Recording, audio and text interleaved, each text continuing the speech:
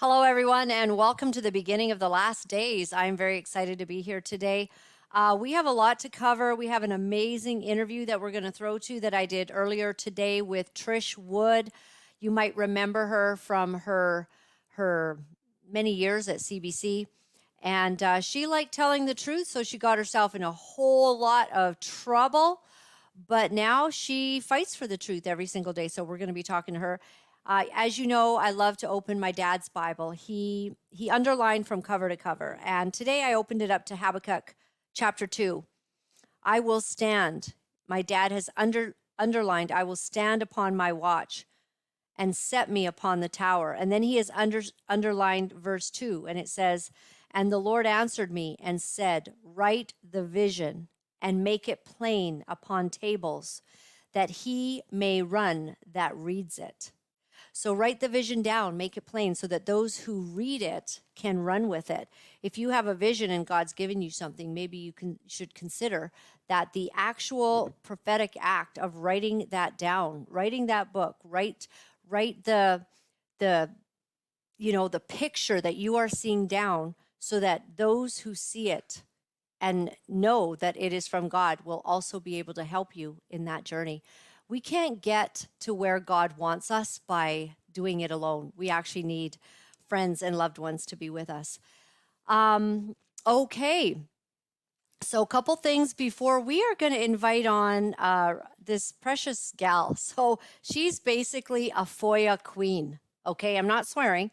FOIA queen. So she looks up Freedom of Information Acts and she submits them. Well, she doesn't look up the act. She just submits them, Freedom of Information, requests, right? And she constantly asks the government nonstop. She is like their worst nightmare. She is their worst nightmare. So she's created this website that has all of the answers that she has been able to get back from some of the experts and the authorities that we've been under. So we're going to get to her in just a moment. On the 1-year anniversary of the Freedom Convoy, a BC NDP MLA motion calls for lawmakers to condemn the Freedom Convoy movement and affirm the use of vaccine mandates during the COVID-19 response. So we want to condemn the Freedom Convoy. So take a look at this picture. Who are the scary people that should be condemned? The folks that waved the flags, the people that stood for my body, my choice. I thought that was a thing. Isn't that like what everyone talks about, right? Right? If it's your body, you get to decide what happens, what you can take out of it, what you can put into it. And a whole lot of people decided that they did not want to have a vaccine and they wanted natural immunity. Natural immunity is now actually being celebrated. CDC actually acknowledging natural immunity. So these people, back at the beginning of this last year, after being told that you don't have a job unless you get this shot, you can't go to your children's track meet unless you get the shot. They decided that they were going to stand up for what they believed was fair, for what they believed their rights were, that of all things on this planet, our bodies, we should have autonomy over that. We should have freedom over what happens to our bodies. And this nut job, this BC NDP MLA, calls for lawmakers to condemn the Freedom Convoy. Now, I have a whole bunch of reasons why I think those vaccine mandates could be a problem. One of them is indisputable, and that is myocarditis. A lot of people, sudden death. We have deaths all over the world that are up. There's no explanation. And in light of the fact that even Bill Gates has now come out and said, had we known it was going to be more like the flu, perhaps we wouldn't have sort of done what they did. He said that. We have that clip, and we should always have that clip. We should play it every single day, because what really happened was the elderly were the most vulnerable. And instead of caring for the elderly, we actually harmed little children who were not vulnerable to COVID-19. So, anywho, this BC NDP MLA, big F, big failure on your part for having any sense at all. And I'd like to find his email and send him some information that should shock and alarm him and show how wrong he is. Wrong side of history, pal. Wrong side. Shame on you. Website RCMP Commissioner Brenda Lucky has announced her retirement. Yay! Awesome. Awesome. We are thrilled. We are thrilled. A round of applause, everyone. May you be blessed in your journey. May God deal with you ever so severely if you have in any way been deceptive or harmed the people that you were entrusted with. If you've done everything right, may your path be glorious. But if there's stuff there, I decree God's intervention on your life. All right, on CNN, Nikki Haley is running for president and is calling for mental competency tests for older politicians. So take a look as, I don't think it's a bad idea. I know Trump had to submit to one and he passed with, he's brilliant. You know, his IQ is huge, right? He's got a huge IQ. They will not submit Biden to this because there's a problem. But in any case, so watch as Don Lemon hits back at Nikki Haley. Take a look. This whole talk about age makes me uncomfortable. I think it's the wrong road to go down. She says people, politicians or something are not in their prime. Nikki Haley isn't in her prime. Sorry. When a woman is considered to be in her prime in her 20s and 30s and maybe 40s. What are you talking? Wait. That's not according to me. Prime for what? It depends. I mean, it's just like prime. If you look it up, if you Google when is a woman in her prime, it'll say 20s, 30s, and 40s. I don't necessarily. 40s. Oh, I got another. I'm not saying decade. I agree with that. So I think she has to be careful about saying that politicians aren't in their prime. You need to qualify. Are you talking about prime for like childbearing, or are you talking about prime for being president? What the facts are. Google it. Everybody at home. When is a woman in her prime? It says 20s, 30s, and 40s. And I'm just saying Nikki Haley should be careful about saying that politicians are not in their prime and they need to be in their prime when they serve, because she wouldn't be in her prime according to Google or whatever it is. Okay, so this is being talked about on the HuffPost.com, Slate.com, JT. When is a woman in her prime? Now, there's a question you shouldn't ask. Oh, no, you should not. Okay. Put your mic on. He's gay, so what would he know about asking women in? Right. Here's a gay guy talking about when a woman is in her prime, right? Thanks to Don Lemon, I spent my day Googling when is a woman in her prime. Oh, this is pretty funny. I'll just do a quick share on this, JT. We got to see this. Let's see what he says. So thanks to Don Lemon, now I just want to call him Lemon. I really do, because I think he is. But I spent my day Googling when is a woman. I have some findings for him. Okay, what are they?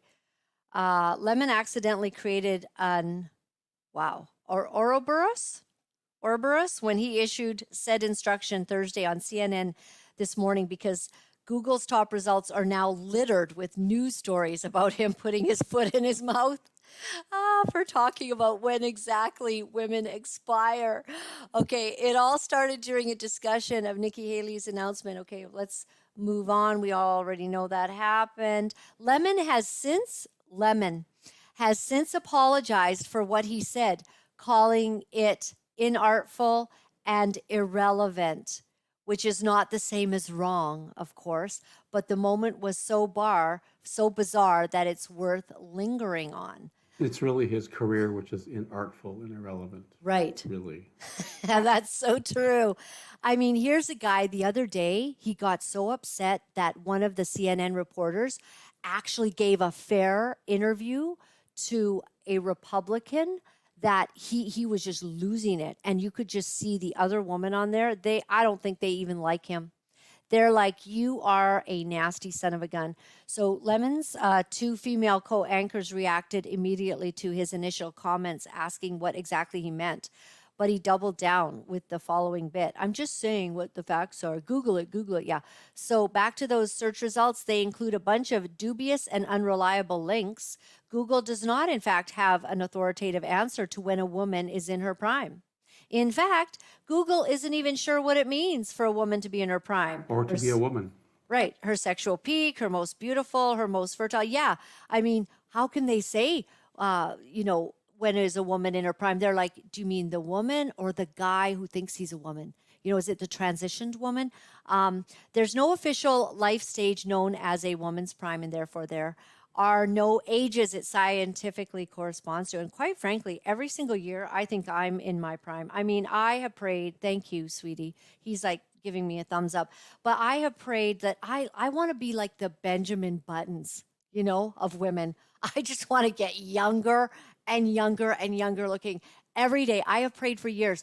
God, please help me not to get wrinkles, right? I told my girlfriend that once. I said, well, because she was concerned because she felt, that she was getting some facial wrinkles. And I said, oh, no, but aren't you praying about that the Lord would just remove those? She goes, oh, are we allowed to pray that? I said, I never thought about it. I never thought, am I allowed to pray, take away my wrinkles? I just prayed it. And I really have asked the Lord and I mean, you can clearly see I wear a lot of makeup. That might have something to do with it. The sun could literally not penetrate this face for the last 30 years because I just had so much goop on it that I was completely protected and probably a fire hazard. I mean, if there was any flame that got near my face, it'd probably explode. In any case, I just think that I hope that my prime, you know what I can't wait for? Till I am in my 80s. Because right now, if I really unleash on what I think I'd like to say, I think I could be in a lot of trouble, legally in all kinds of ways. So I'm waiting till I'm like 85 on my deathbed. And I'm just going to be doing the videos, telling the truth, putting it out there, saying what I really think. Because if you think I'm already saying what I really think, I am holding it back. But when you're 85, when you're in your prime, 85, 90, you get to do and say whatever you want because nobody really wants to come after little old lady, So anyways, Don Lemon, I think we've severely covered that. All right. Joe Rogan show. The mainstream media has taken Elon Musk down from hero status to villain status. He's gone from hero to zero overnight. Take a look.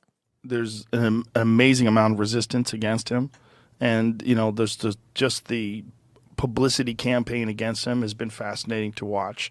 People go from thinking that Elon Musk is the savior that's bringing us these amazing electric cars and engineering new reusable rockets to he's an alt-right piece of shit who wants Donald Trump back in the office. And it's very wild. The speed with which they can sort of shuffle somebody into the Hitler of the Month Club routine, right? Like, we've always done this with foreigners, whether it's Noriega or Saddam Hussein or Milosevic or Assad or whatever it is. Like, we have a playbook for cranking out negative information about, foreigners who get in our way for whatever reason. But now we've kind of refined that technique for domestic people who are inconvenient. I think they did it with Trump, obviously. They try to do it with Tucker Carlson, with you. You got a taste of that for a few times. Yeah, it's interesting, right? And then with Elon, he went from being the guy who made electric cars sexy to something to the right of Viktor Orban in like 10 seconds. It's amazing. It is amazing. And the narrative is spread through progressive people. Well, they'll just say it now. It's like they've reached the memo. The memo's got to them. And then I hear people in LA, I hear people that I know like, oh, Elon's just so crazy. It's like something happened to him. He went nuts and he's a right winger now. Like, how? What are you saying? Like, what examples do you have? Like, they don't have an example. They just have this narrative that reached them as signal. Like, Elon bad now. Oh, right. Elon bad now. Elon bad now. Elon bad now. Mm-hmm. And that's exactly what happened to Trump. He was king of the world. He had everything. And as soon as he started speaking up for common sense and the common man, speaking against abortion, speaking against transitioning minors, speaking against transgenders being in the army, some things, and also standing up for the United States of America being a great country, as he felt, and not a racist country. And he didn't think that people should be dividing themselves. So that is Matt Taibbi, who has been doing the Twitter files and all of these tweets on what's going on. Super exciting to follow those Twitter executives, former, now fired, facing the fire. That has been a very good part of my life lately. Okay, so Senator Kennedy, I love this guy. He grilled the climate alarmists who struggled to give answers to basic questions. This is great. Dr. Holtz-Eakin, do you know how much it will cost to make the United States of America carbon neutral by 2050? Depends how you do it. If we do it all in the federal budget with directed things, it'll be Public and super private expensive. dollars. Sorry? Public and private dollars. It's ultimately private dollars anyway. Yeah, I agree. So how much? You're going to look at $50 trillion. $50 trillion. Yeah. Okay, thank you.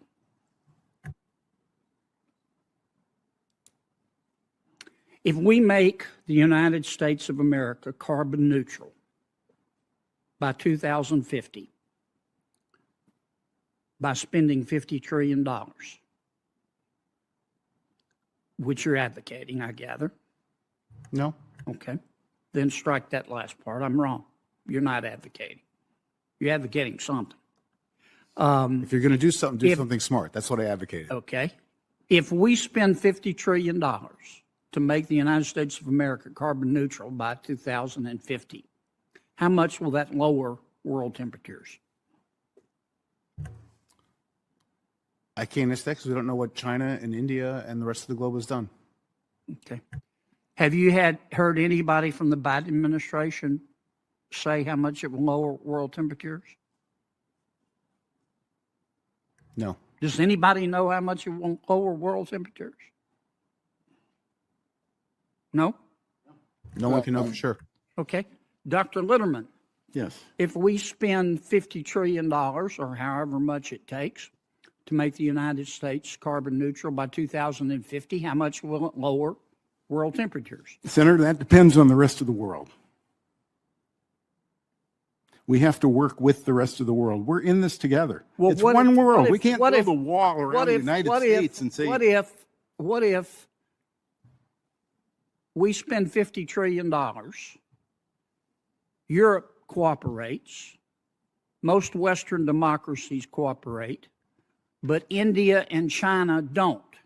How much will our $50 trillion lower world temperature? we're in this together. Senator, we have to get the world to work together. How much? I get that. Okay. How much will it lower world temperatures? If China and India do not help. Yes. I don't know. What do you know? It's all just crazy, nonsense, making all this stuff up, right? They can't answer a question at all. And I saw Laura Ingraham talking about this climate thing and like something about the temperature having gone up like 0.0000 something. And then there's seasons of coolings as well. So, whatever, how absolutely ridiculous. So supposedly, if you would have listened to some of the reports they've done in past years, we're supposed to have been in a serious climate problem by now. It's all nonsense, everyone. It's all nonsense. It's another scare tactic. And it's all about, globalization and locking us down and things like that. So the World Government Forum basically is saying that nationalists are making things difficult for the globalists. I hope so. Take a look. We see that misalignment playing out, and all of them are challenging globalization. They're all creating some of the crises that we see in our headlines around the world and in this region today. Is that those crises create the seeds of a new order. And that's all of this nationalism, all the protectionism we see around the world. My country's been doing it. Donald Trump said, America first. Now, that is not meant to appeal to people outside the U.S. It's globalization adrift. It's globalization constrained, but it's also globalization continuing. And I think that's really critical. A few takeaways from that. The EU will be politically stronger in a more challenging environment, economically and from a security perspective. You will see the EU with stronger energy policy, fiscal policy, health policy, defense policy, and tech policy than at any point since the EU was created. Because of these crises, because of the geopolitical concerns, because of the pandemic, heck, because of Brexit. We see NATO stronger too. Because of the pandemic. Did you see those guys sitting in the front row there? They're like, wow, this could be really good for us. I like what this guy is saying. We'd like to be, a globalist world so that we can kind of hone in on, see what America has done really well. First of all, they're founded on Judeo-Christian values. Some of those people you see there, of course, clearly you know that they're not. They're founded on, a religion where they believe they have to be superior. They have different agendas, different ideologies, and this guy is full of, bunk, basically. And what we need is to protect our way of life, to protect our borders. Canada needs to do this as well. When we are founded on these principles, godly principles, Canada was founded on, this is our Charter of Rights and Freedoms under the supremacy of God. Under the supremacy of God. And they weren't talking about any other God but the God that the Bible serves, because the people that wrote that, Brian Peckford, the Honorable Brian Peckford, having been there when that was put in, these people believed that under the supremacy of the God of the Bible, that we have rights and freedoms. They're wanting to take all of that away. Okay, we're getting to the end of this because I want to get to my guests pretty quick here. But so global digital ID and the central bank's digital currency. Well, this is becoming an issue in Nigeria. And I think I'm the one sharing that, aren't I? Okay, let me get to that. So guess what? Since October 2021, Nigeria, I kind of have something else. Oh, is that it? Yes. Sorry. So Nigeria has been having a major problem, and this is pretty serious, actually, everybody. Nigerians have refused to use the central bank's digital currency, e-Naira, preferring to continue using cash. And we all need to consider what's going on in Nigeria. Is that share working? So the government continues to push for less cash, and Nigerians are angry and protesting the lack of available cash. All right. So this guy is reporting on Nick Corbishley. And in December, the central bank decided to replace all high denomination cash bills in the economy, just as India did in its disastrous demonetization campaign of 2016. The goal is to make it much more difficult for Nigerians to use cash, and it's working like a dream nightmare. As I've been warning for the last 2 months, Nigeria's already weakened economy is in no position to absorb the resulting economic shock. The central bank is not printing nearly enough cash to replenish the money supply. The result is a massive cash shortage. So this is a Guardian article. Angry protests erupt across Nigeria against scarcity of cash. As in India, people will die. Businesses are closing. Some will never reopen. Nigerians' lives have been plunged into chaos, but the country's government and central bank say the pain is worth it. From my latest article on the topic, Naked Capitalism. Is that probably the end of that line? Godwin Field, the CBN governor, has hailed the experiment as a success, as 80% of the cash previously held in private is now deposited with financial institutions.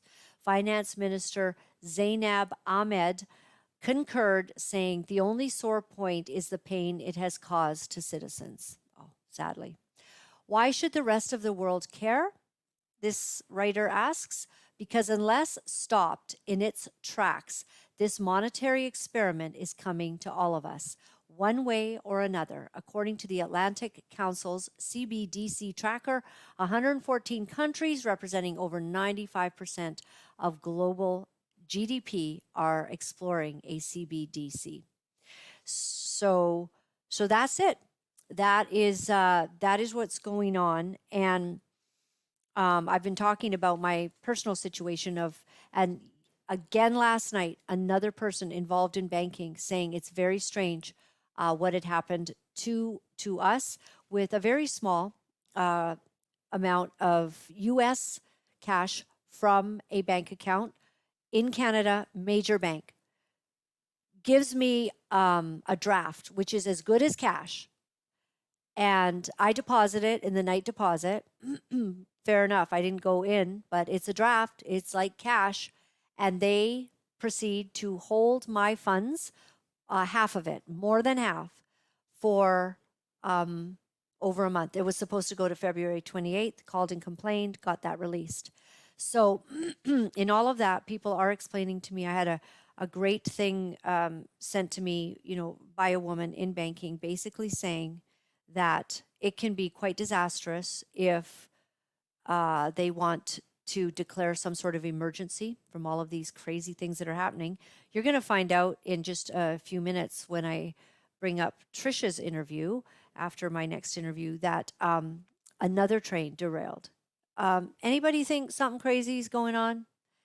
I think something absolutely nuts going on. So the Daily Wire article in East Palestine, Ohio governor says Biden's administration's FMEA is refusing to offer assistance after the train derailment. What is going on? Should this not be declared a state of emergency? Trish Wood is going to explain what she thinks is going on, and you are going to appreciate her perspective on this. East Palestine residents are afraid, getting sick, and are fed up with the lack of help the government is giving them. They feel abandoned, demanding answers at a town hall meeting. In this town hall meeting, I mean, you can barely hear it very well because they don't have a good microphone. They are so concerned.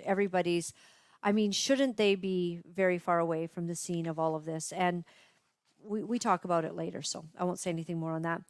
Sam Smith, hosted on a BBC show, is talking about being a fisher them rather than a fisherman. Here's an image, fisher thems. Oh, we're going to run the clip. Okay, take a look. No. Yes, I do. What? Yeah, I'd love to be a fisher them. What, like a fly fisherman? I'd be any type of fisher them. I think I would like to, one day I'd just like to end my days fishing. Like we can sort that out. Do you fly fishing? Or like I do it on the sea and I do it in lakes. I've never done it alone. So cool. Someone's always taught me. Yeah. Fantastic. Yeah. So fisher them's friends. That could be what we're looking at. We wouldn't want to misgender a cough candy.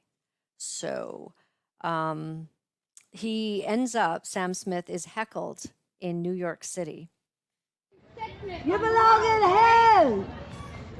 Sam Smith belongs in hell! You demonic, twisted, sick bastard! Leave the kids alone, you sick First record. Sam Smith is a pedophile! Rumor. He's corrupting off the kids! Grooming the kids! You sick Sam Smith! You're evil! We just want to say right now that some of the beliefs that we might air on a video are that of the person speaking it and not our own. Yeah, we're just reporting. We're the reporters. That's it. We don't know about any other thing.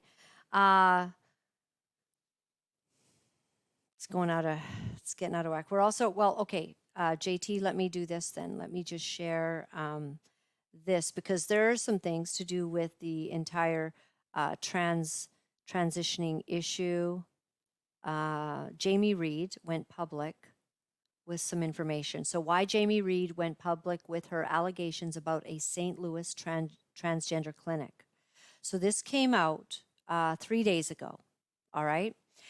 St. Louis County, Jamie Reed, the former case manager whose allegations about a St. Louis transgender clinic have spurred state and federal investigations, said she decided to go to the Missouri Attorney General after finding herself up against enormous institutions in town. I'm just one little person. She said establishing whistleblower status was necessary to keep her job at Washington University. She said she merely followed the advice of her attorneys on taking proper steps by contacting the Missouri Attorney General. Politics aside, I'm trying to follow our state laws and statutes regarding whistleblowers.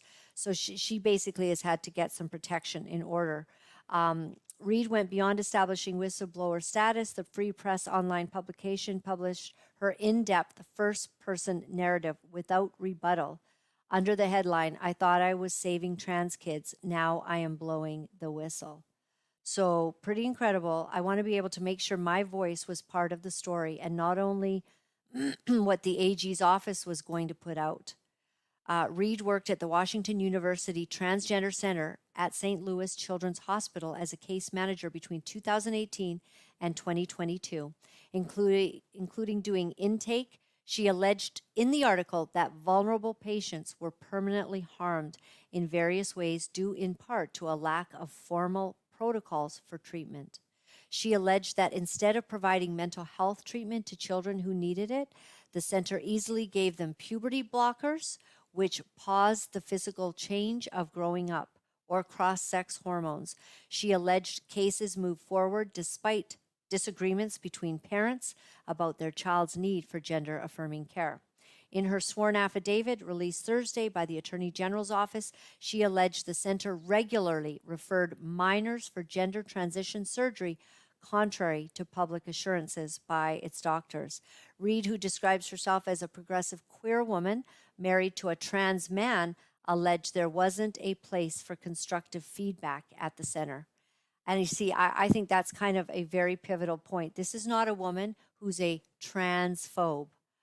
Apparently, she's married to a trans person, okay?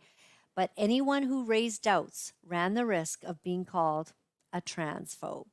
The story drew immediate response Thursday from U.S. Senator Josh Hawley, who said his office was launching an investigation. Washington University, in a statement Thursday, said it was alarmed by the allegations and was looking into the matter. So that's fantastic. I hope that there's going to be a lot of looking into, and we all know there has been. The Tavistock Clinic was shut down. They had to change course because many of the doctors at the Tavistock Clinic had actually already left, saying that the outcomes were not what they had hoped for and that there were problems there. That is all on record. So I think that is it. I would like now to get to our first guest, and that is Shelly Hipson. And you would just basically call Shelly Hipson a concerned citizen. She loves to do research. She loves to get her fingers out and figure out how to find out stuff. And one of the best ways that she found was through freedom of information. And so she started putting out these requests nonstop till she became, seriously, the FOIA queen. So we'd like to welcome you to the show, Shelly. Thanks for waiting in the background, and I hope you're doing okay. Everything all right there? Yes, everything's doing great. I'm happy to be here and happy to share the data that I've accumulated. So thanks, Laura-Lynn, for the opportunity. That is wonderful. So tell me a little bit of background. Did I get that right? You sort of found out that you could request information and lots of little juicy bits would come forward. Yes, that's right. I think it should have been all public information. We shouldn't have had to pay money to acquire the data, but the media wasn't doing it. The politicians were lying to us. So this is a tool that you can use. You pay $5 and you can request a record. Okay. So as we get into this, maybe I think what we will do then is release YouTube and head over to Rumble. Just not quite yet, though. Just let them know you've got the link in the He's going to put the link in the chat because some of the information, I mean, it's just sensitive topics, and sometimes we just want to respect you two because we love them so much. And head over to Rumble, everybody, as fast as you can, because this is going to be a ride. So, all right, take it away then, Shelly.